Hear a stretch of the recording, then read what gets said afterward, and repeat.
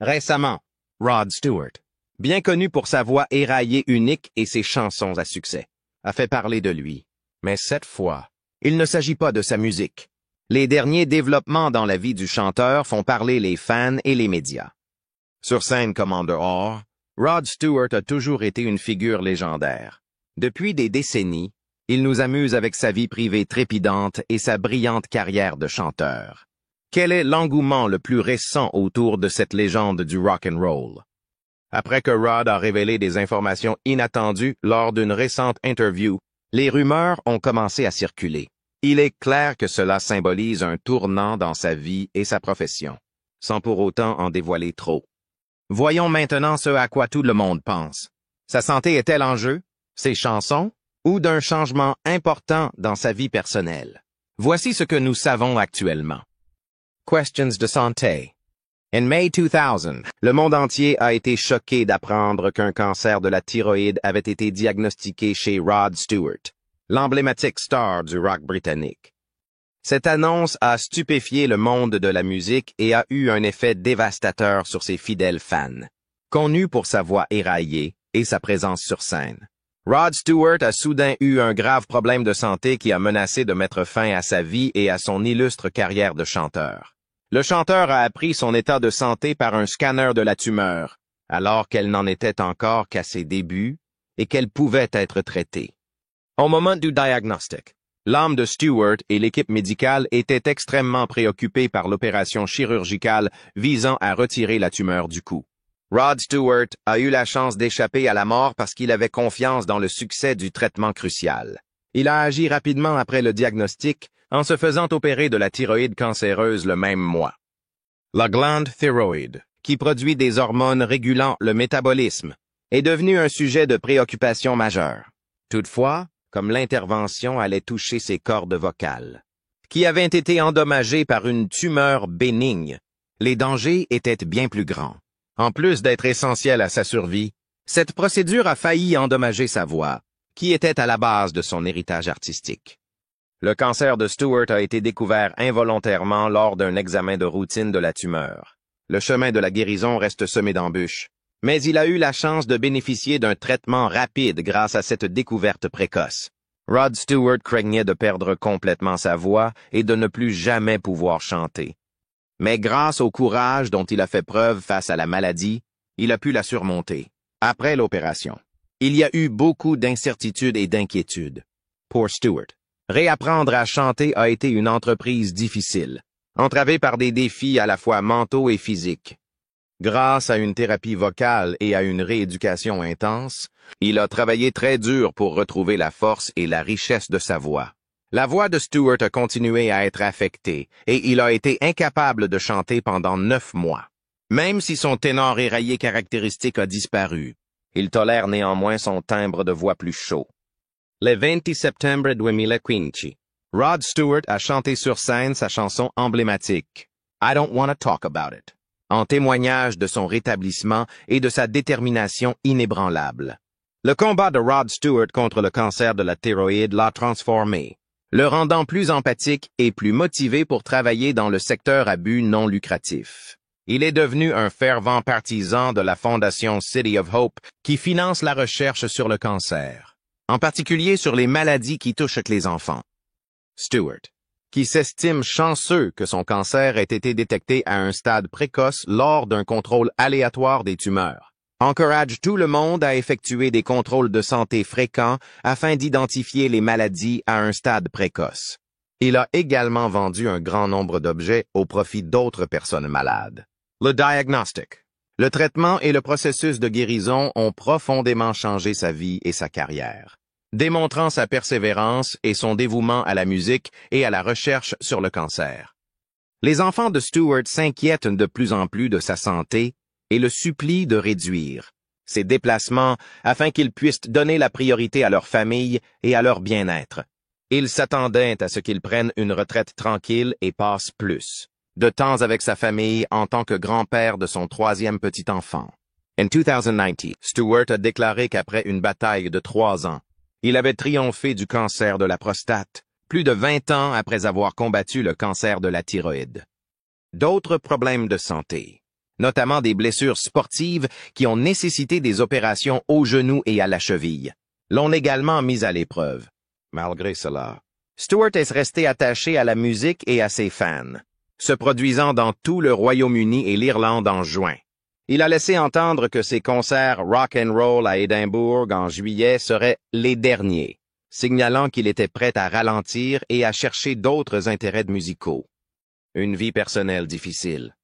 Rod Stewart a une vie personnelle riche et variée, à l'image de sa carrière musicale, après 3 mariages et d'autres relations. Stewart a eu 8 enfants avec 5 femmes différentes et a dû faire face au défi d'une dynamique familiale mixte et à l'attention du public. Dans une interview ouverte avec Rolling Stone, il a révélé que ses expériences avaient amélioré sa capacité à être un mari patient et compréhensif. Il a souligné l'importance d'avoir des conversations franches et de ne pas se coucher contrarié avec Penny Lancaster, qu'il a épousée en 2007. Stewart, qui se décrit comme un incurable romantique, aime dîner secrètement aux chandelles avec Lancaster après que leurs enfants se sont endormis, afin d'entretenir le feu de leur solide relation. Rod Stewart a épousé pour la première fois Alana Hamilton en 1969, à l'âge de 34 ans, et ils sont restés ensemble jusqu'en 1944. Lors d'une récente interview, l'artiste de près de 80 ans a révélé que son père l'avait informé qu'il était trop jeune pour se marier à l'époque. Stewart a admis que son père avait raison. Il a déclaré au magazine People, « Quand j'ai dit à mon père que j'allais me marier, il m'a dit, tu es trop jeune. » Il avait raison, à l'époque. Stewart pensait qu'il était prêt, mais la réalité a démontré le contraire. J'avais beaucoup de choses à faire, notamment boire et faire la fête. Après son divorce d'avec Alana, Stewart a entretenu une relation à long terme avec le mannequin Kelly M. Berg, avec qui il a eu une fille prénommée Ruby Stewart.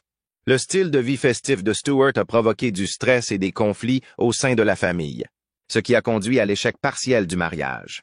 Les 2 enfants qu'ils ont eus ensemble sont Kimberly et Sean Stewart. Bien qu'ils n'aient jamais été mariés, ils ont eu une relation tumultueuse qui s'est terminée au bout de 7 ans. Stewart s'est remarié avec le top model Rachel Hunter en 1990, à l'âge de 45 ans, alors qu'elle n'en avait que 21. Ils sont restés mariés pendant 9 ans avant de divorcer. Rod a déclaré à un journaliste à l'époque, « Je pensais vraiment que Rachel était la bonne quand je me suis marié, mais je me suis trompé. » Malgré leur grande différence d'âge, ils ont eu 2 enfants, Renee et Liam Stewart, et leur mariage a lui aussi connu des hauts et des bas, avant de prendre fin après plus de 10 ans de séparation. Après son divorce d'avec Alana, Stewart a eu une relation à long terme avec le mannequin Kelly M. Berg, avec qui il a eu une fille appelée Ruby Stewart. Stewart est actuellement heureux en ménage avec Penny Lancaster, sa 3e femme, qu'il a épousée en 2007. Le couple a 2 garçons, Alistair Stewart et Aiden Stewart. Bien qu'ils n'aient jamais été mariés, ils ont eu une relation tumultueuse qui s'est terminée au bout de 7 ans. Stewart s'est remarié avec le top model Rachel Hunter en 1990, à l'âge de 45 ans et alors qu'elle n'en avait que 21. Ils sont restés mariés pendant 9 ans avant de divorcer. Rod a déclaré à un journaliste à l'époque, « Je pensais vraiment que Rachel était la bonne quand je me suis marié, mais je me suis trompé. » Malgré leur grande différence d'âge, ils ont eu 2 enfants, Renee et Liam Stewart, et leur mariage a lui aussi connu des hauts et des bas, avant de prendre fin après plus de 10 ans de séparation. En plus d'avoir connu une série d'ennuis judiciaires, Sean Stewart est actuellement heureux en ménage avec Penny Lancaster, sa 3e femme, qu'il a épousée en 2007. Le couple a 2 garçons, Alistair Stewart et Aiden Stewart. En 2002, Sean a été condamné à 90 jours de prison pour violence à la sortie d'un restaurant de Malibu, où l'acteur Dean Cain est intervenu et a appelé la police. En 2007, il a été arrêté pour avoir battu un homme à la sortie d'une fête à Los Angeles et, après avoir été inculpé, il a suivi des cours de gestion de la colère pour régler le problème. Sean Stewart a participé à des émissions de télé-réalité telles que Sons of Hollywood et Celebrity Rehab with Dr. Drew, qui ont mis en lumière ses problèmes personnels et ses luttes contre la dépendance et d'autres problèmes. Il a également eu un incident notable à l'aéroport international de Miami où il a été condamné à une amende pour avoir causé un trouble en grimpant sur le carrousel à bagages. En 2019, Sean Stewart et son père, Rod Stewart, ont été accusés d'avoir agressé un agent de sécurité d'un hôtel de Floride après s'être battus avec lui le soir du Nouvel An pour savoir qui pouvait entrer dans un événement privé. Lorsque la bagarre a dégénéré, Rod Stewart a donné un coup de poing dans la poitrine du garde. Le père et le fils ont été accusés d'agression et ont dû comparaître devant le tribunal à la suite de cet incident, qui a suscité de nombreuses discussions et une grande couverture médiatique. L'abandon de la fille de Rod Stewart. À première vue, la vie de Rod Stewart semble parfaite. Elle s'est mise à pleurer en voyant une photo de Rod Stewart tenant fièrement son fils nouveau-né, Alistair Wallace, né en 1963, qui semblait faire de l'ombre à Sarah, le 6e enfant de Rod et Penny Lancaster. Sarah, 42 ans, n'avait vu Rod Stewart que quelques fois et n'avait jamais été mentionné en public. Mon père oublie volontairement le nombre d'enfants qu'il a déclaré Sarah. La star du rock a quitté Sarah quelques jours après sa naissance, et elle savait qu'elle ne rencontrerait jamais son demi-frère nouveau-né. J'ai moi aussi une famille, mais je n'ai jamais pu la retrouver. C'est la mort épile. Elle avait fini par découvrir qui était son père lorsqu'elle a eu 18 ans, et avait essayé de contacter Rod depuis lors dans l'espoir de construire une bonne relation. Alors elle a été bouleversée lorsqu'il lui a dit qu'il ne voulait pas d'elle dans sa vie. Quiconque veut la compter parmi mes enfants peut le faire, mais je n'aime pas ça. Rod Stewart a rencontré pour la première fois la mère de Sarah, Susanna Boffey, à l'âge de 18 ans. Ils sont tombés amoureux pendant 1 an jusqu'à ce que Susanna tombe enceinte à l'âge de 17 ans. Et Rod a prétendu qu'il n'était pas prêt à avoir un enfant. Lorsque Susanna accouche, son compagnon doit conduire Rod Stewart à l'hôpital. Il ne fait aucun doute que Sarah Streeter était l'enfant de Rod Stewart puisqu'elle a le nez et les yeux crochus caractéristiques de ce dernier. Devant la salle d'accouchement, Il grommelle, se méprisant lui-même. Il n'a jamais revu sa fille. Evelyn et Gerald Thubron ont adopté Sarah à l'âge de 4 ans, et elle se souvient du moment où elle a appris que Rod Stewart était son père. Susanna a dû placer son bébé dans un hospice après avoir tenté de l'élever pendant 7 mois. Lorsqu'un journaliste a organisé la première rencontre de Sarah avec le célèbre chanteur en 1982, Rod s'est présenté accompagné d'un avocat et de sa femme, Alana Hamilton. J'ai été choqué et j'ai eu du mal à y croire. J'ai alors décidé de le retrouver. Mais aujourd'hui, je regrette de ne pas avoir su qui était mon père. Il a refusé de l'embrasser. Après quelques rencontres, Sarah a compris qu'elle ne pourrait jamais entrer en contact avec son père biologique. Les 6 frères et sœurs et demi de Sarah ont eu la chance de vivre un style de vie aussi somptueux en tant qu'enfant d'une célébrité pesant 100 millions de livres. Sarah a dû envoyer son invitation à son père 3 mois avant son mariage. Mais le jour J, elle n'a reçu qu'un bouquet de fleurs, une carte signée par Penny et Rod, et un bon d'achat de 5000 livres chez Harrods. Sarah a gardé son téléphone sur elle toute la journée, attendant en vain que la secrétaire de Rod Stewart lui promette de l'appeler le jour de son mariage. Elle n'a jamais utilisé le bon d'achat que Rod lui avait offert. La dernière conversation de Sarah avec son père a eu lieu en juin 2005, lorsqu'elle a pris l'initiative de l'appel. Lors d'un de ses concerts à Blenheim Palace, dans l'Oxfordshire, en Angleterre. Rod Stewart l'a interrogé sur sa vie de famille et l'a invité à rendre visite à ses frères et sœurs, mais elle n'a pas été autorisée à entrer dans les coulisses parce qu'elle n'avait pas de laissez-passer. Et Rod était parti lorsque Stewart a reconnu la fille du patron et lui a ouvert la porte.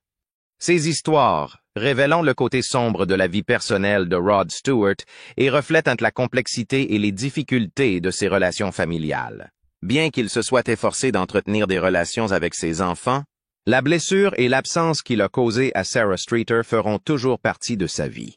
Tout au long de sa carrière, Rod Stewart a été impliqué dans un certain nombre de litiges importants, dont la plupart étaient liés à ses choix de chansons et d'interprétations.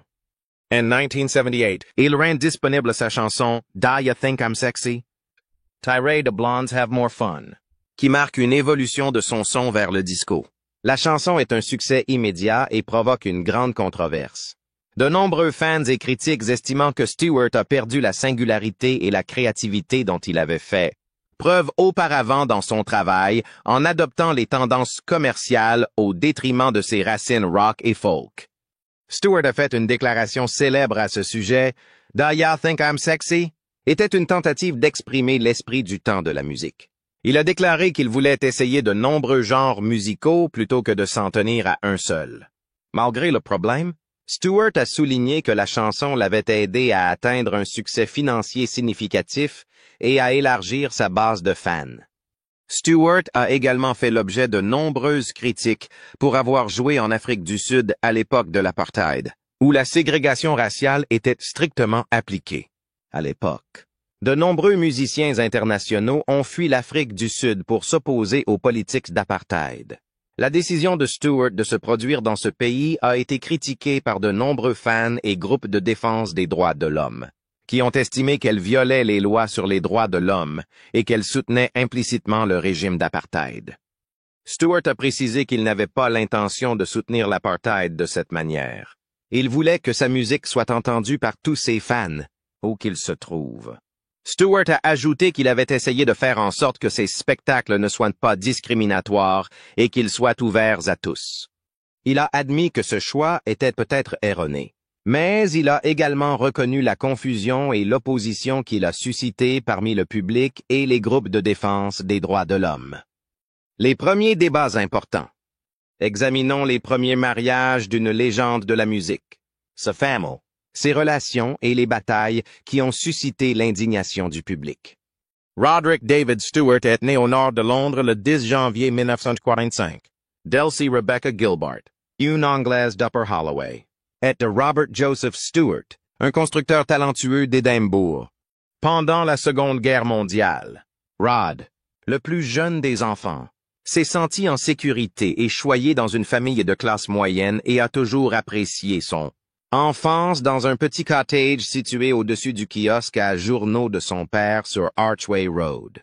Rod a des résultats scolaires médiocres à la Highgate Primary School et à la William Grimshaw Modern School, mais il excelle dans les activités extrascolaires. La passion de Rod était le football, mais il a d'abord adoré les trains miniatures.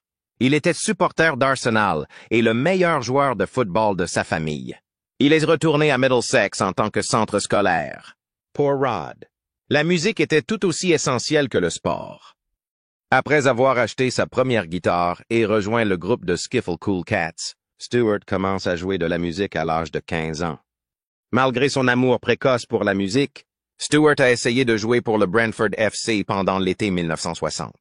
Il a dû prendre une décision qui allait changer sa vie, car l'équipe ne l'a jamais recontacté. En plaisantant sur l'attrait de jouer en état d'ébriété, Rod, qui était déchiré entre la carrière d'athlète professionnel et celle de musicien, décida de poursuivre dans la voie de la musique. C'est au cours de ces années de formation que les bases de la légende de la musique ont été jetées. La carrière. Vous êtes-vous déjà demandé comment Rod Stewart était passé du statut de livreur de journaux à celui de musicien célèbre? Il a joué de la musique et fait des petits boulots dans ses jeunes années. De la livraison de journaux dans l'entreprise familiale au travail, au cimetière de Highgate et dans une entreprise de pompes funèbres à North Finchley. Stewart cherchait constamment à apprendre de nouvelles choses. Sa véritable carrière musicale débute lors de l'audition de 1961 à Denmark Street pour le producteur de disques Joe Meek, mais elle s'achève brutalement. Après avoir écouté Ewan McCall, Woody Guthrie et Bob Dylan, Stewart s'intéresse à la musique folk. Pendant un certain temps, il est devenu un beatnik qui vivait sur une péniche à Shoreham-by-Sea. Il a manifesté en faveur du désarmement nucléaire en participant à des marches. Stewart est expulsé pour vagabondage en Espagne en 1963 lorsqu'il commence à jouer avec le chanteur folk Whiz Jones lors d'une tournée à Paris et à Barcelone. Au milieu des années 1960, Stewart adopte la mode moderne et se fait connaître par sa coiffure de coq en épi. Il passe du rock and roll à la soul et au rhythm and blues après avoir rencontré Otis Redding. En octobre 1963, Stewart rejoint The Dimensions en tant que chanteur et harmoniciste à temps partiel, marquant ainsi ses débuts dans la musique. Son passage dans le groupe s'est terminé en raison de conflits internes. Il s'agit plus probablement de Peter Hogman, du groupe The Dimensions. Ses premières rencontres ont jeté les bases de sa vaste et stimulante carrière musicale. Lorsque Rod Stewart a rejoint le Jeff Beck Group à la fin des années 1960 et au début des années 1970, il a produit les albums révolutionnaires du groupe et a mis en valeur sa voix distinctive, qui a transformé sa carrière. Sa carrière solo a connu un essor international avec la publication de Maggie May. Stewart est devenu un phénomène musical grâce à sa fusion de rock, de folk et de soul, à sa voix rauque et à sa présence captivante sur scène. Son succès dans l'industrie musicale dynamique a été garanti par sa capacité à évoluer, avec son temps et à essayer un large éventail de genres tout en conservant son propre flair. La carrière musicale de Long John Baldry a pris un tournant radical lorsqu'il a vu Rod Stewart jouer de l'harmonica à la gare de Twickenham en janvier 1964. À la suite de cet événement, Stewart est engagé comme musicien professionnel par le groupe de Baldry pour 35 livres sterling par semaine. Stewart, également connu sous le nom de Rod the Mod, est devenu célèbre à Londres grâce à son style et à sa musique. Il fait ses débuts, non crédité, sur Up Above My Head au Marquee Club. En août 1964, Stewart a signé un contrat avec Decca Records pour poursuivre une carrière solo. Son premier single, Good Morning Little Schoolgirl, n'est pas classé, bien qu'il ait insisté pour enregistrer les compositions de Sonny Boy Williamson et qu'il ait rejeté leur sélection de chansons populaires. Stewart démissionne à la suite d'une dispute avec Baldry et cofonde la revue de Soul Blanche Steam Packet en 1965. En raison de problèmes contractuels, le groupe n'a jamais enregistré, malgré le soutien des Rolling Stones. Après la disparition de Steam Packet, Stewart rejoint Shotgun Express en 1966. Insatisfait d'interpréter des chansons non originales, il se tourne vers la composition. Stewart a lutté pour découvrir sa voix et a échoué plusieurs fois. Mais ses échecs l'ont aidé à développer son son unique et à se faire connaître. Lorsque Stewart rejoint le Jeff Beck Group à la fin des années 1960 et au début des années 1970, sa carrière prend un tournant radical. C'est grâce à sa voix unique que le groupe a pu produire certains de ses disques les plus importants. Sa carrière solo a connu un essor international avec la publication de Maggie May. Stewart est devenu un phénomène musical grâce à sa fusion de rock, de folk et de soul, à sa voix rauque et à sa présence captivante sur scène. Son succès dans l'industrie musicale dynamique a été garanti par sa capacité à évoluer, avec son temps et à essayer un large éventail de genres tout en conservant son propre flair. Activité récente et travail en solo. La carrière de Rod Stewart prend un tournant radical en février 1967 lorsqu'il rejoint le Jeff Beck Group. Après avoir surmonté de nombreux obstacles, le groupe sort Truth and Beckola avec Ronnie Wood, qui connaît le succès et des tournées aux États-Unis. En raison de problèmes internes, Stewart démissionne en 1969. Stewart signe avec Mercury Records en 1968, ce qui marque le début de sa carrière solo. Son premier album, An Old Raincoat Won't Ever Let You Down, paru en 1969, définit son son distinct. Après avoir rejoint les Faces, Stewart développe son propre style et devient célèbre dans le monde entier, avec des chansons comme Never a Dull Moment et Every Picture Tells a Story. Après avoir déménagé à Los Angeles, Stewart a sorti Atlantic Crossing, qui a changé son son et l'a aidé à revenir au sommet avec Sailing en 1975. Dans les années qui suivent, sa célébrité est renforcée par ses albums à succès fancy-free. Footloose at a Night on the Town, Daya Think I'm Sexy, une chanson disco populaire et controversée de Stewart tirée de Blondes Have More Fun, est sortie en 1978. Dans les années 80, Stewart a utilisé la synth-pop et la new wave pour moderniser son style sur des chansons comme Foolish Behavior et Tonight I'm Yours. Bien que critiqué pour avoir joué en Afrique du Sud à l'époque de l'apartheid, il est resté une force commerciale importante tout au long de la décennie. La reprise bien connue People Get Ready est le résultat d'une brève réunion avec Jeff Beck. En 1988, la carrière de Stewart a été revitalisée par l'album Out of Order d'Andy Taylor et Bernard Edwards, qui comprenait des chansons comme Forever Young et Lost in You. Sa tournée Out of Order de 1989 attire des milliers d'admirateurs.